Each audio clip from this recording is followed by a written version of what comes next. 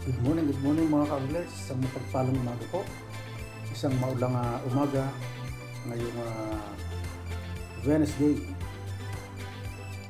August 12, 2026.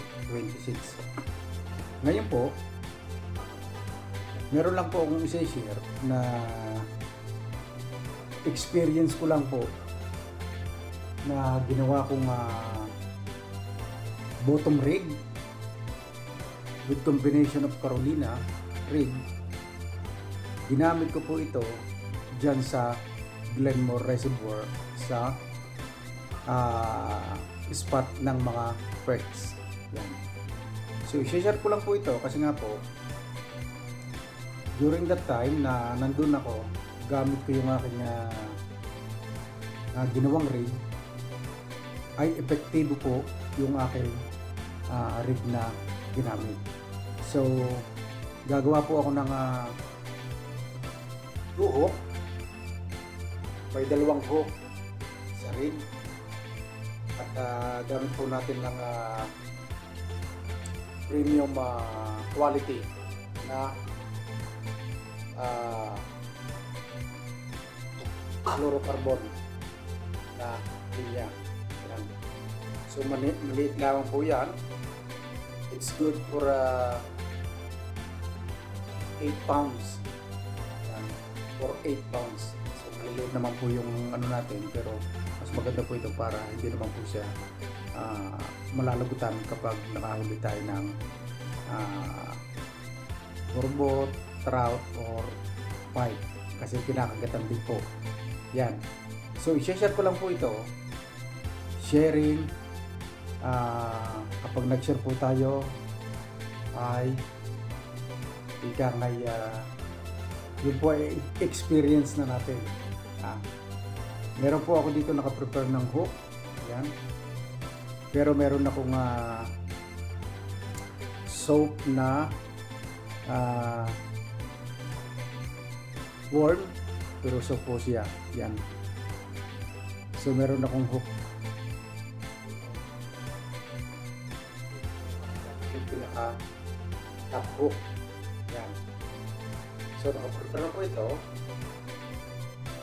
So gagamit po tayo ng kakaibang nut para po ma-connect natin sa ating linya. Yan. Yan yung kakaibang nut how to connect sa ating main rig. Ang ating hook ay ganito lang po siya kasimple. Pero di ba medyo hindi masyado yung makikita kasi nga ito. Yan. So, pwede po kayong halimbawa po magkikita-kita tayo sa sa Glenmore, ay pwede ko pong ituro yung how to connect. Kahit yung putol na linya, connect natin sa para hindi masyadong kita ang connection ng nut para po hindi siya sasabit. Ito, napakatibay po nito. Ayan. Ganyan lang po. And then, ito po ay ganyan lang para makonect po natin dito. So, makikita niyo po yan mamaya.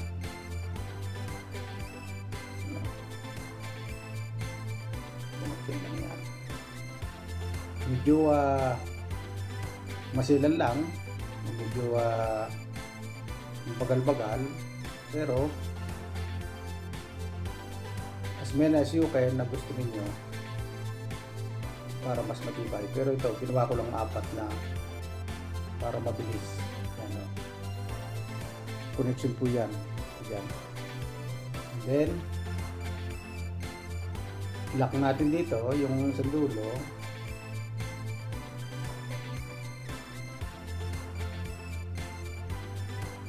Para po mas matibay na hindi mapipigtas yung ating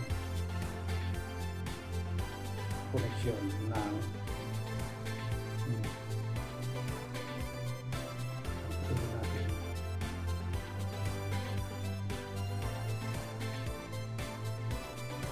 Kita ko sa inyo mga pag matapos to.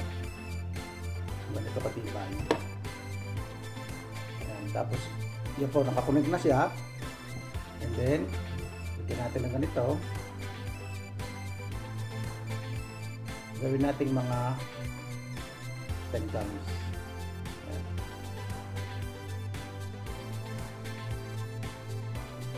Tapos, pasok natin.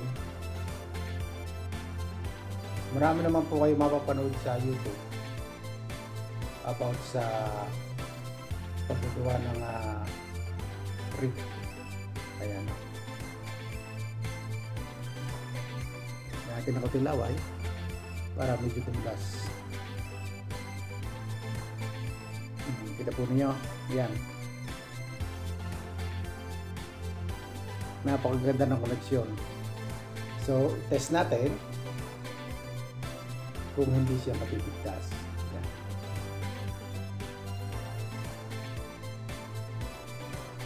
Kasi nga po, sayang ang kagat, sayang ang sabit kung siya mapipigtas. Yan. Hintay na po. Ayan. So, meron na pong tayong isa sa top. So, ang ginawa ko po ay nag-combine ako ng isang sa top at isang nasa bottom talaga na merong weight. O, pwede po tayong mamili, pero normal yung ginagamit ko po yung may butas. Ito. Yan. Yung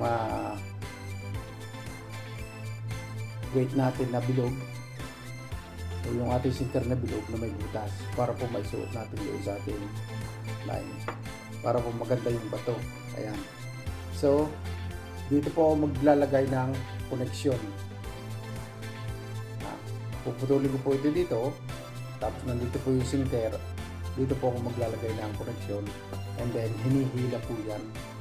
Hinihila. Dito po ako maglalagay.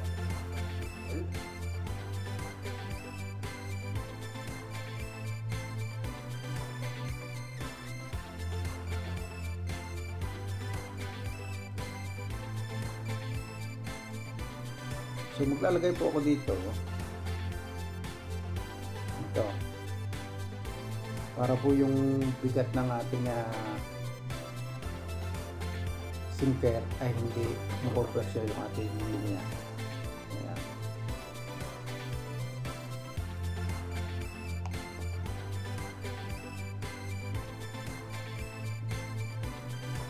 Ayan na, ito na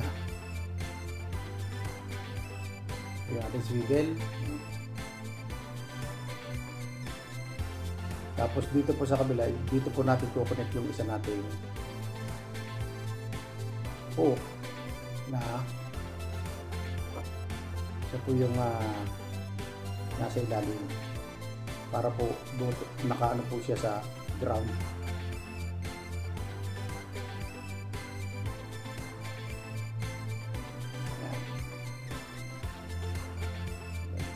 Natin dito.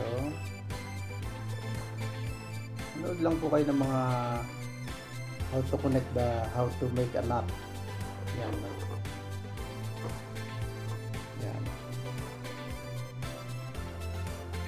Para matibay. Ayan. Ang ginagawa ko po ito ay yung pundulo, inaano ko ng lighter. Okay, nakakulit na po yun. Ganyan po yan.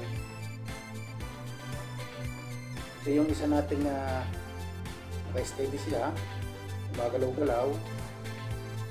At yung i-connect po natin dito ay isang linya na yun po ay once na hinigit, ganyan siya. Steady lang po yung ating silver. Diba? So, epektibo po ito kasi nung ginawa ko po ito, hindi po dito kumakagat yung yung perks na malaki. Dito po siya kumakagat sa aking style na Carolina. So dito po mapapansin natin na kumakagat ay maliliit. Pero yung malalaki po, pwede rin po ito sa burbot. Ginamit ko na rin po ito na nakahuli ako ng burbot. Yan.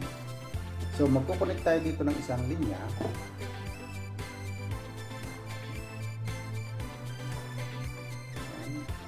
Connect natin dito.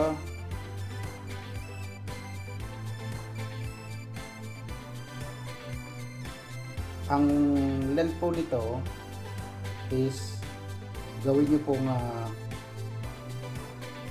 1.5 na, or sabihin natin 16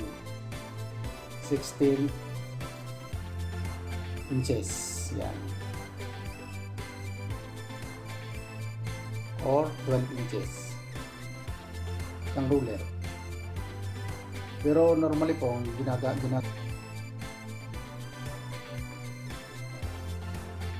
malayo po siya sa center. Talagang epektibo po. Kaso nga lamang po, ang pinaka-risk lang dito ay sumasabi. Medyo sumasabi po siya. Kaya, yan na. Yan na po yan. Ang nangyayari.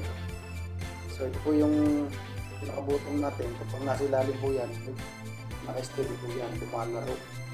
Kung buhay po yung live bulb po, makikita yan na gumagalaw yung ating hook sa button.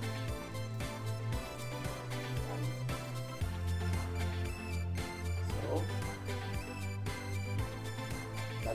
tatangkain ko na lang mga 2 dangkal po. Yan, 2 dangkal. 2 dangkal. Dangkal po yung ating ginawa. So, nakaganyan po yan.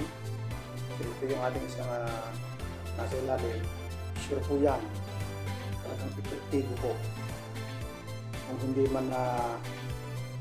man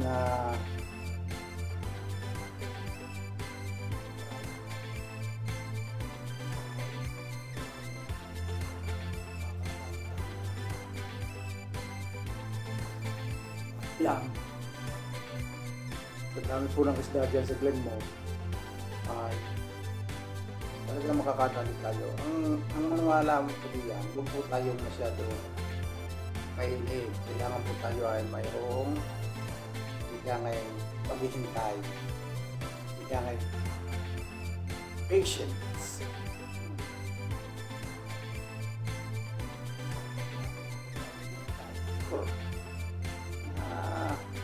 Tayo ay mahihika. Kasi nga po yung ibang mga anglers kapag nag-fishing ay gusto ko din may huli. Ang pag-fishing po, ang essence po ng ang tenets ng pag-fishing, hindi lang po doon sa huli tayo masaya. Masaya po tayo sa ating mga nakakasalamuha, nakakapwa mga Pilipino. Yan, ito yung ginawa kong ito. Ayan. Nakakasalamuhan natin yung mga Pilipino, and at the same time nakaka-relax tayo. Nawawala yung ating ikangay agam-agam o yung ating talagang kahit po kayo halimbawa po kayo nasa matter of nasa kayo, mga depression o mag-fishing po kayo. Talagang napakaganda po nung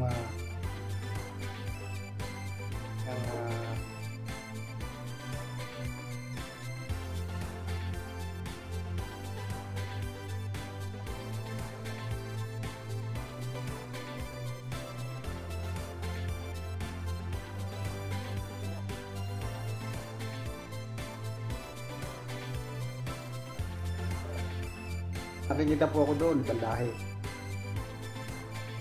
Lagi ko po yung nakikita doon sa spot namin. Umaabot po siya ng almost 3 hours. Wala po siya nahuhuli. Ano lang po siya, spinning lang po siya ng spinning. Wala po siya nahuhuli. Palit-palit na rin siya ng lure na ginagamit. Hindi ko po siya nakikita ng nakakahuli.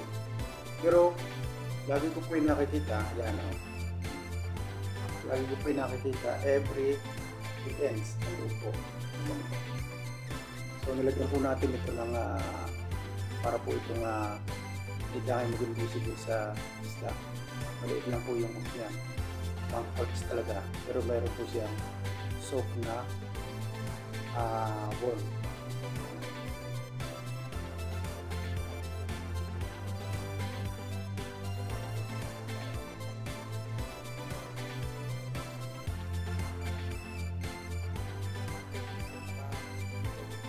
Okay, pag ihagis po natin yan,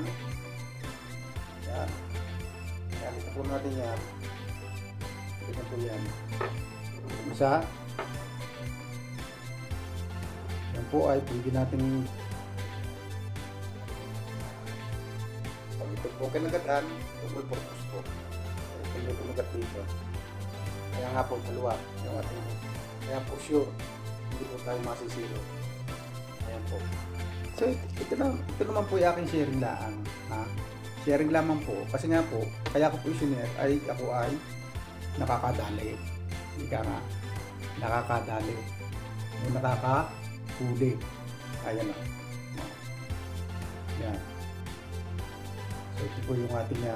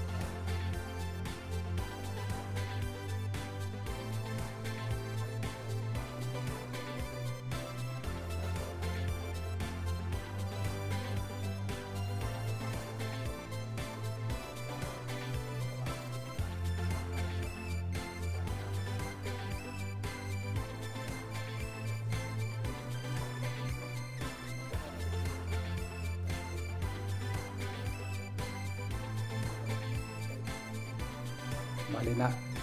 Pero pag gumanon at hindi natin naabot kung ganon, hayaan natin, saka natin pigtasin. Yan. So, sharing lamang po. So mga kaibigan, mga ka-anglers, huwag na po natin kaliligtaan na mag-subscribe dito sa aking YouTube channel.